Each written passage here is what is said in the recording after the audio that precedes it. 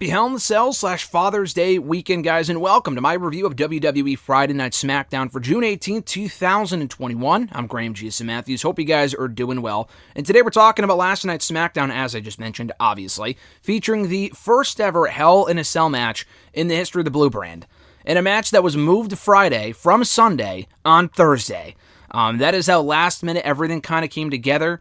And for as much better and as how superior SmackDown is compared to Raw, they aren't without their booking flaws either. Now, I thought this was a good show, obviously highlighted by a very good Hell in a Cell main event, which I'll get to at the end here.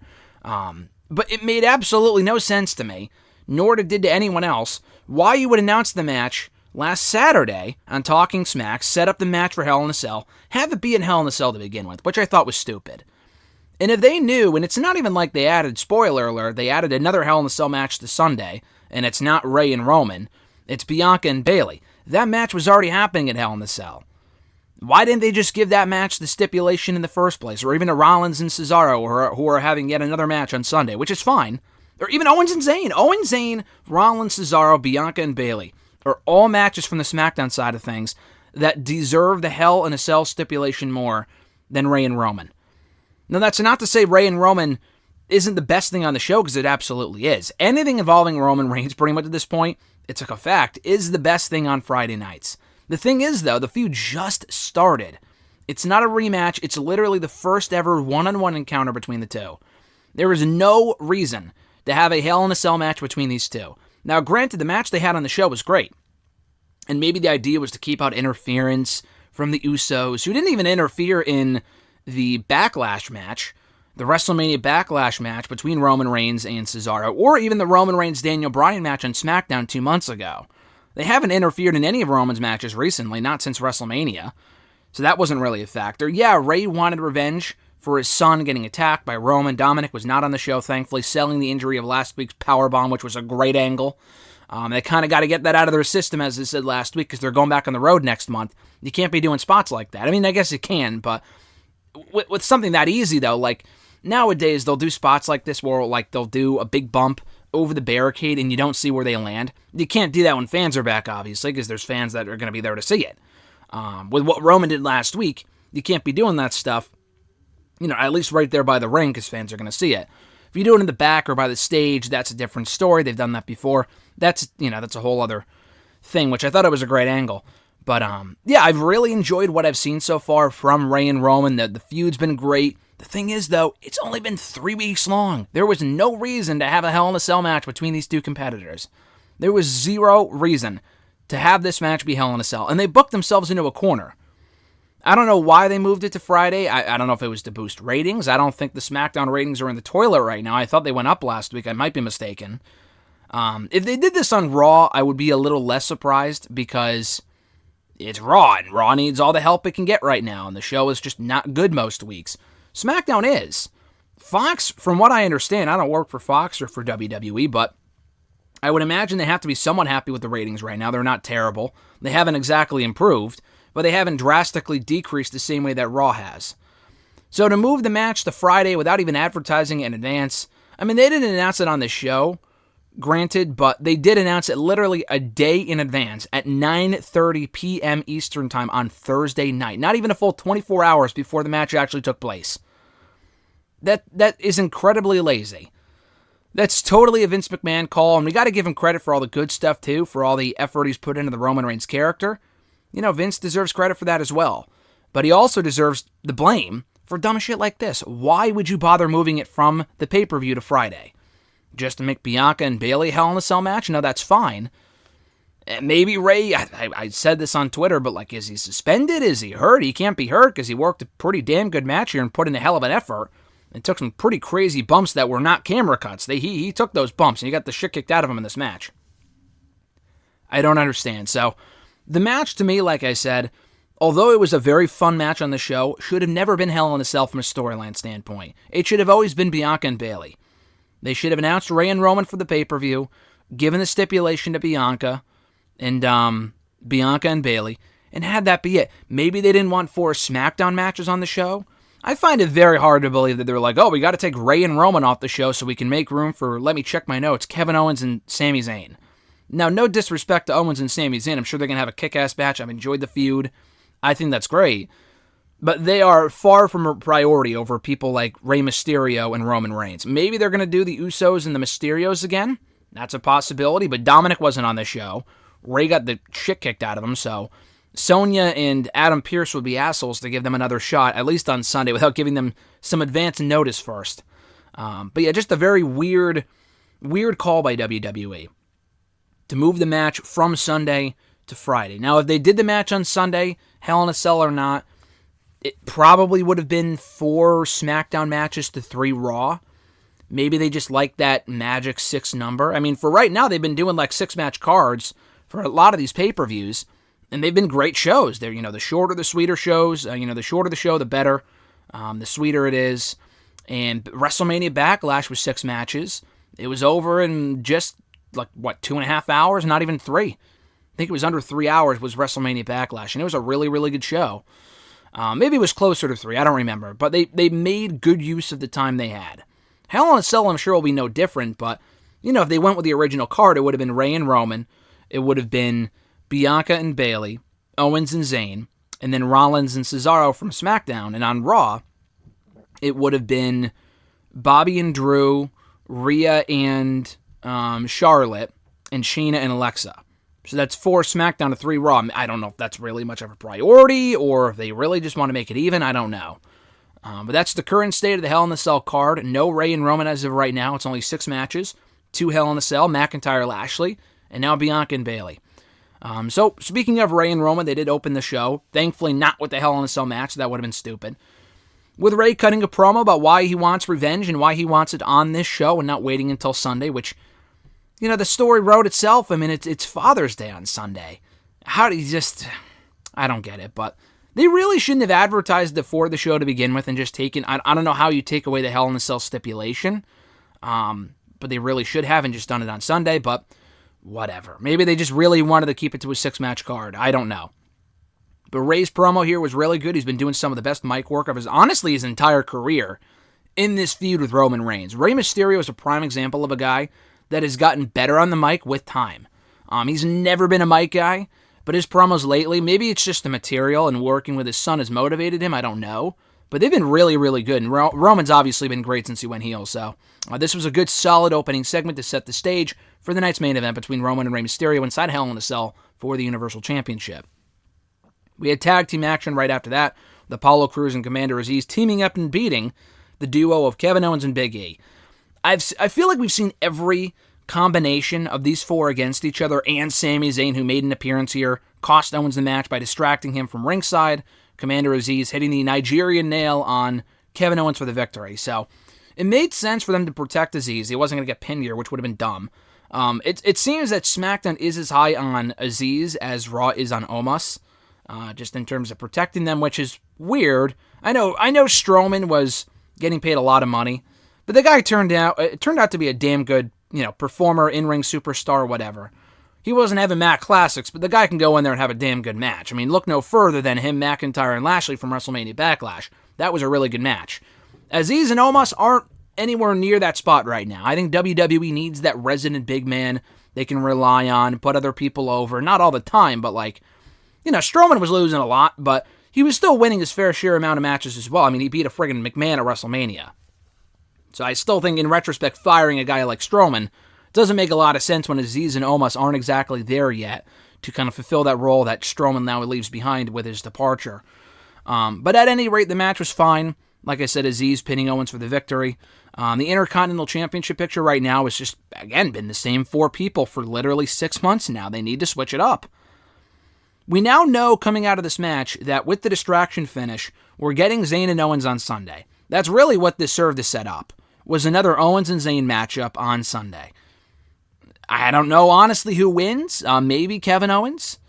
I mean, he's already beaten Zayn twice. He beat him at WrestleMania. He beat him by countout at WrestleMania, on the SmackDown after WrestleMania, the post-WrestleMania SmackDown. I've always said the end game of this angle should be to team the 2 up. SmackDown has enough heels, some of which they're not even doing anything with, so I would just turn Zayn face. And, I know they got rid of Aleister Black, so that kind of is one less heel they don't have right now. They could always call someone up, though. So, yeah, I would move Zayn into a babyface role and have him and Owens team up. Because where do you go with Owens from here? He's already failed to become Intercontinental Champion. He's already failed to become Universal Champion multiple times. I think the tag titles might be the next place for them to go. Him and Zayn against like the Usos at some point. The Mysterios too, but if they're baby faces, it would make more sense for the Usos to be champions. That's what I would do. What you do with Cruz and Big E, I have absolutely no clue. Do you just continue the feud between the two? Big E felt like a complete afterthought here. He felt like he was only in this match this week and last week to fill a role, because they have nothing else for this guy to do, which is so sad coming off the proposed program between him and Aleister Black, which had a lot of potential to be great. I was really looking forward to it. And then they obviously fired Black a week or two later, and then Big E's been doing nothing of note since. So that's a real shame. And now they have nothing planned for him going forward, it seems, and unless they rekindle the rivalry between Cruz and Big E, which I think would be stupid, because we've already seen a million matches between the two. Keep the belt on Cruz. He's the hot hand right now. Big E's got a lot of potential, but he's also not quite there for the Universal Championship picture yet. He's not quite at that level yet. So what do you do with them in the meantime? I think a Big E Rollins feud might make sense. You're just going to feed Rollins all the new guys and have them beat him? I guess maybe. That would make the most sense, I guess. But if it's not Rollins, who else? Fucking Baron Corbin? God, I hope not. We've already seen him and Zayn a million times.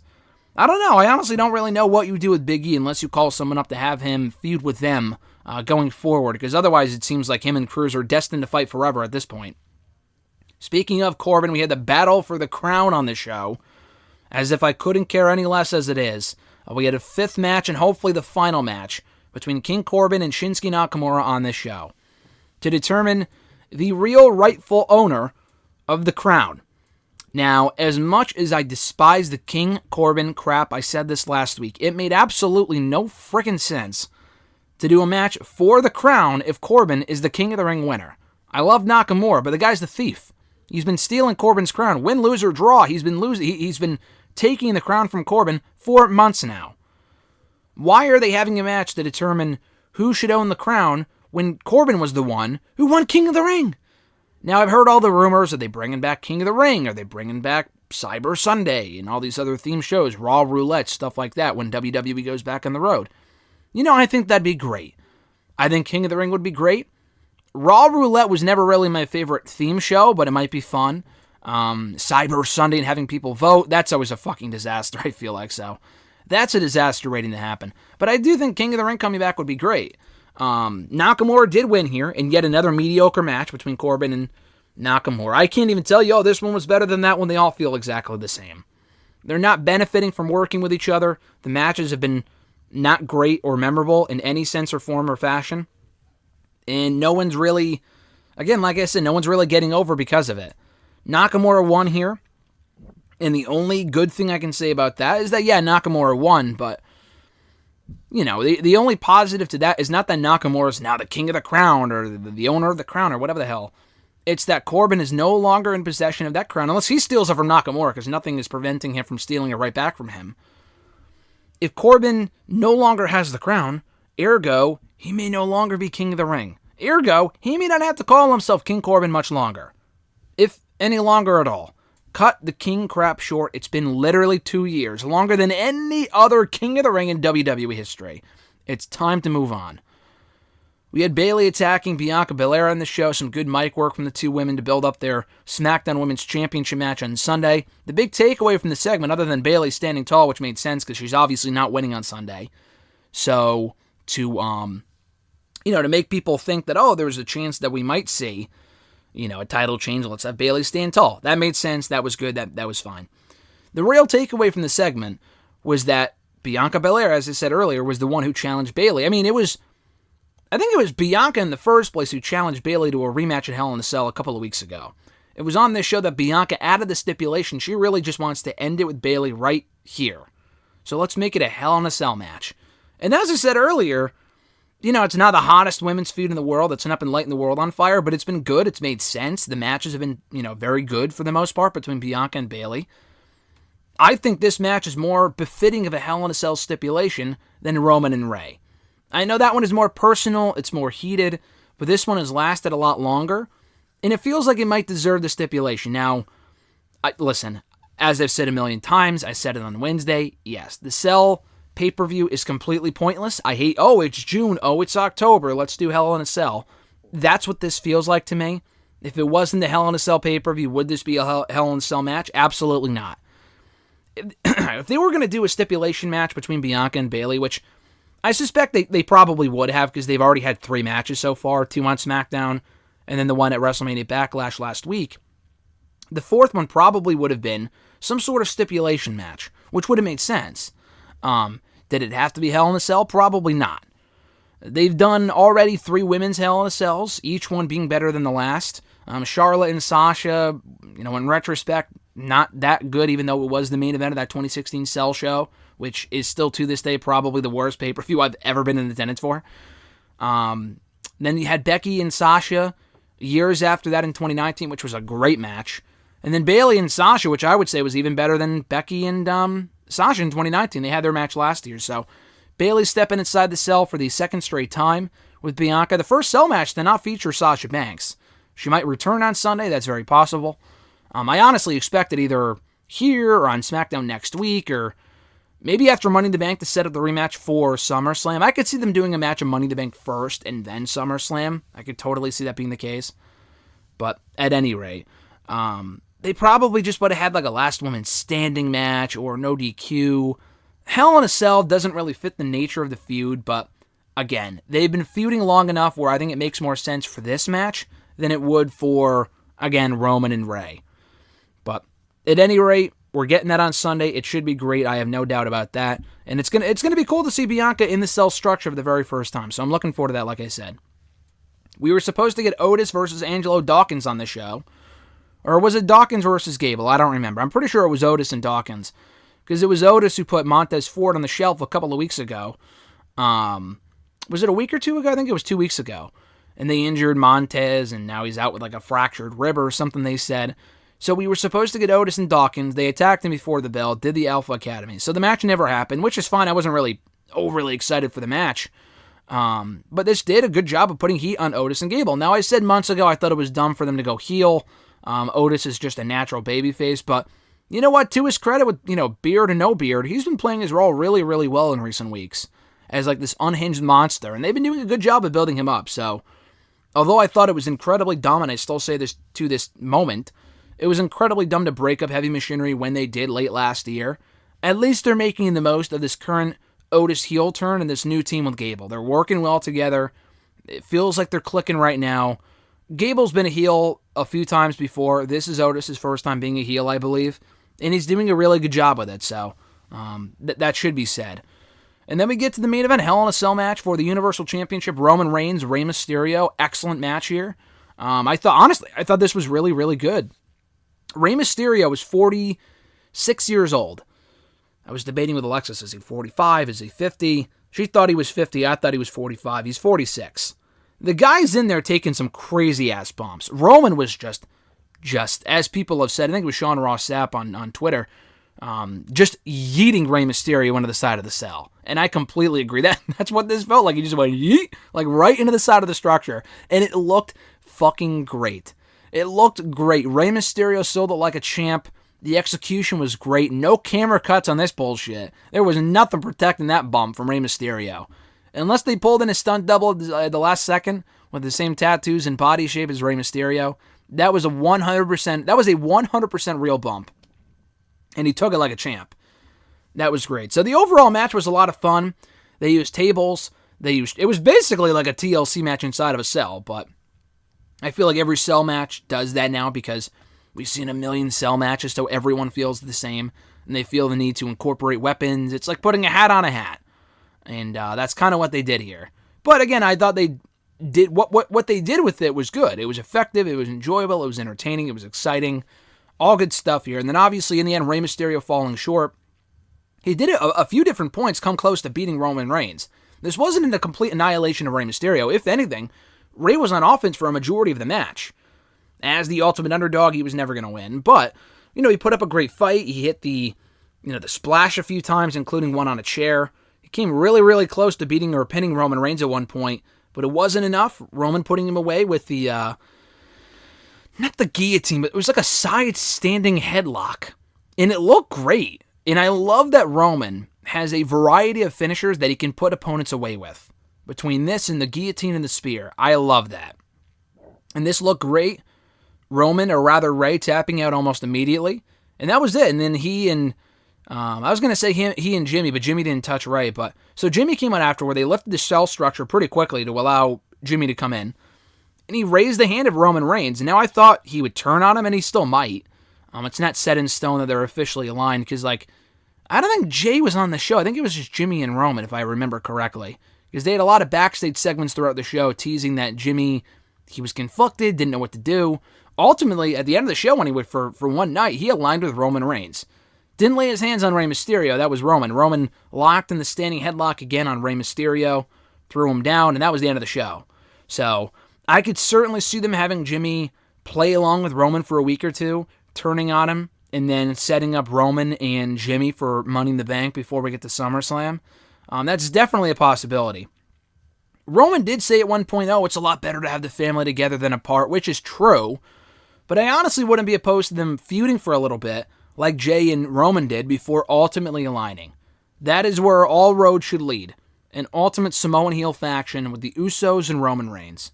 That has got to be where we're headed with this.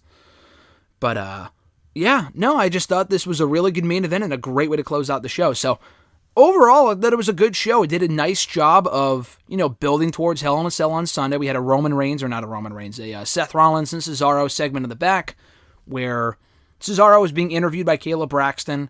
Rollins interrupted the interview. Calm, no brawl, just saying, hey, I want you on Sunday in a match. And they're having another match on Sunday. So, that's another rematch we're getting at the pay-per-view. But, all these feuds on SmackDown, for as played out as most of them are, they're still entertaining, and the matches are still very good, so honestly, I find it hard to complain.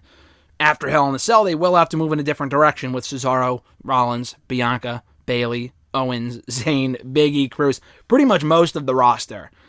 Pretty much everyone but in the Universal Championship picture right now. They need fresh feuds coming out of this pay-per-view. But nonetheless, I thought it was a good show. Like I said, a good go-home show. They built up Bayley and Bianca as a Hell in a Cell match for Sunday.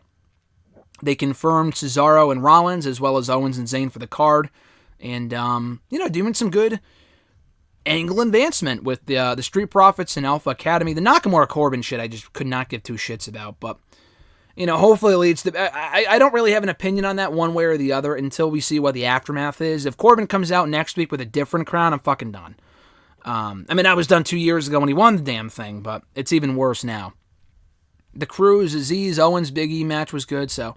And the main event, like I said, it was great. So, a thumbs-up show this week, and I thought the main event was, in my opinion, well worth checking out.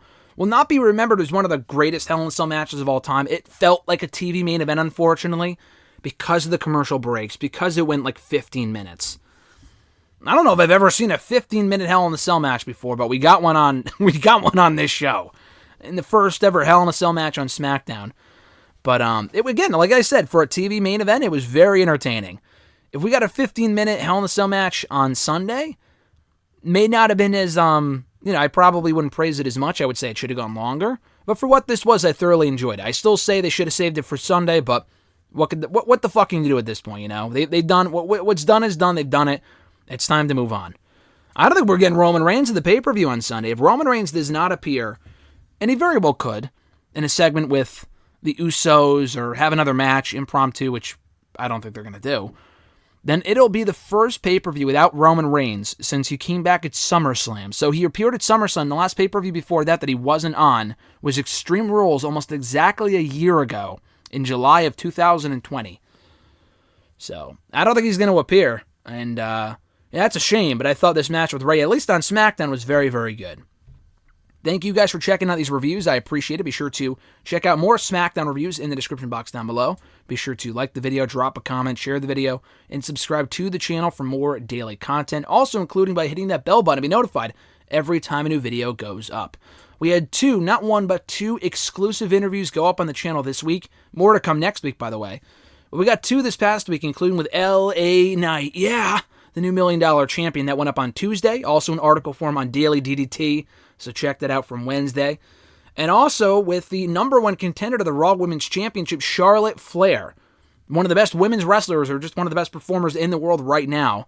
A lot of fun talking to her. It was a great conversation. I thoroughly enjoyed it. She is one of the nicest people I honestly have ever interviewed. So check that out from Thursday. And it's also up in article form on Bleacher Report as well. So check that out. But yeah, that's about it, guys. Have a great rest of your weekend. Enjoy Hell in a Cell on Sunday, Father's Day, all that good stuff. I'm Graham G. Matthews, and I'll catch your ass down the road.